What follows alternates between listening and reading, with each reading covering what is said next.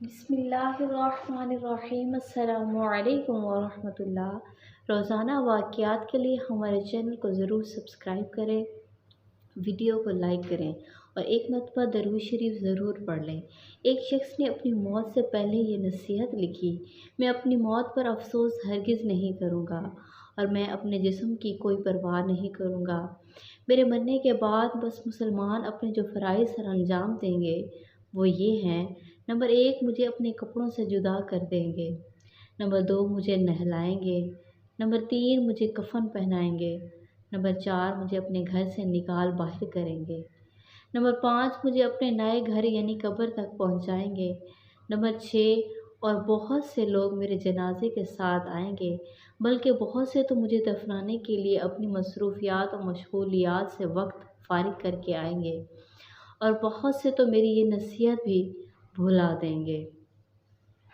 اور ایک دن نمبر 7، میری چیزوں سے وہ خلاصہ پائیں گے: میری چابیاں، میری کتابیں، میرے سوٹ کیس یا بیگز، میرے جوتے، میرے کپڑے اور اس طرح۔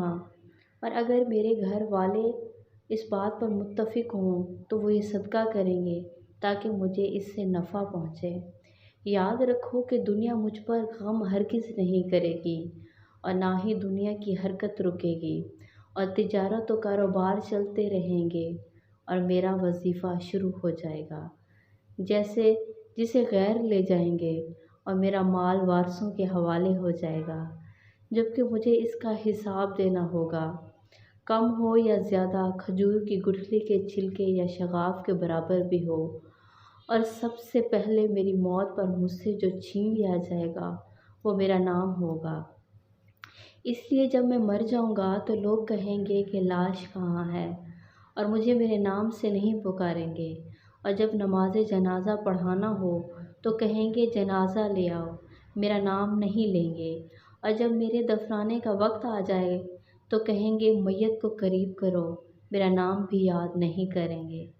اس وقت مجھے میرا نسب اور نہ قبیلہ میرے کام آئے گا، اور نہ ہی میرا منصب اور شہرت۔ کتنی فانی اور دھوکے کی ہے یہ دنیا جس کی طرف ہم لپکتے ہیں۔ بس اے زندہ انسان، خوب جان لے کہ تجھ پر غم و افسوس 3 طرح کا ہوتا ہے۔ نمبر 1، جو لوگ جو تجھ کو سرسری طور پر جانتے ہیں وہ مسکین کہہ کر غم کا اظہار کریں گے۔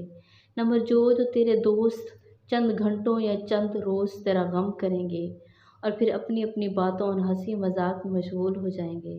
نمبر 3، زیادہ سے زیادہ گہرا غم گھر میں ہوگا، اور وہ تیرے اہل و عیال کا ہوگا، جو کہ ہفتہ، 2 ہفتے یا 2 مہینے اور زیادہ سے زیادہ 1 سال تک ہوگا، اور اس کے بعد وہ تجھے یادوں کی پنوں میں رکھ دیں گے۔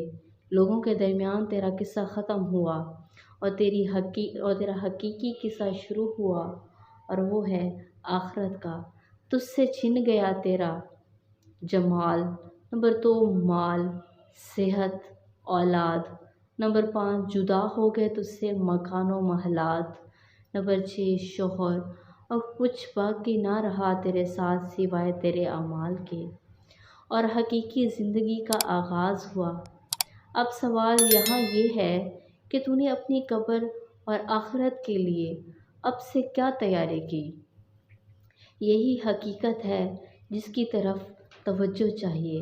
اس کے لیے تجھے چاہیے کہ تو اہتمام کرے: نمبر 1، فرائض کا۔ نمبر 2، نوافل کا۔ نمبر 3، پوشیدہ صدقے کا۔ نمبر 4، نیک کاموں کا۔ نمبر 5، رات کی نمازوں کا۔ شاید کہ تو نجات پا سکے اگر تو نے اس نصیحت سے لوگوں کو یاد دہانی میں مدد کی جبکہ تو ابھی زندہ ہے، تاکہ اس امتحان گاہ میں امتحان کا وقت ختم ہونے سے تجھے شرمندگی نہ ہو اور امتحان کا پرچہ بغیر تیاری اجازت کے تیرے ہاتھ سے چھین نہ لیا جائے، اور تیری اس یاد دہانی کا اثر قیامت کے دن تیرے اعمال کے ترازو میں دیکھے گا۔ اور یاد دہانی نصیحت کرتے رہنے، بے شک یاد دہانی مومنوں کو نفع دے گی۔ میت صدقہ کو کیوں ترجیح دیتی ہے؟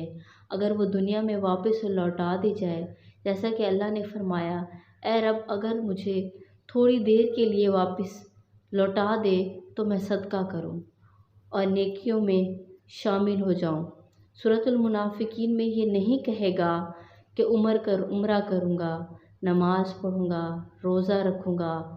علماء نے کہا کہ میت صدقے کی تمنا اس لیے کرے گا کیونکہ وہ مرنے کے بعد اس کے عظیم ثواب اپنی آنکھوں سے دیکھے گا۔ اس لیے صدقہ کثرت سے کیا کرو، بے شک مومن قیامت کے دن اپنے صدقے کے سائے میں ہوگا۔ ضرور اپنے لیے، اپنی آخرت کے لیے ضرور سوچے اور ضرور کوشش کرے اپنی آخرت کو سنوارنے کی۔ دنیا گزر جائے گی، اصل زندگی وہ ہے۔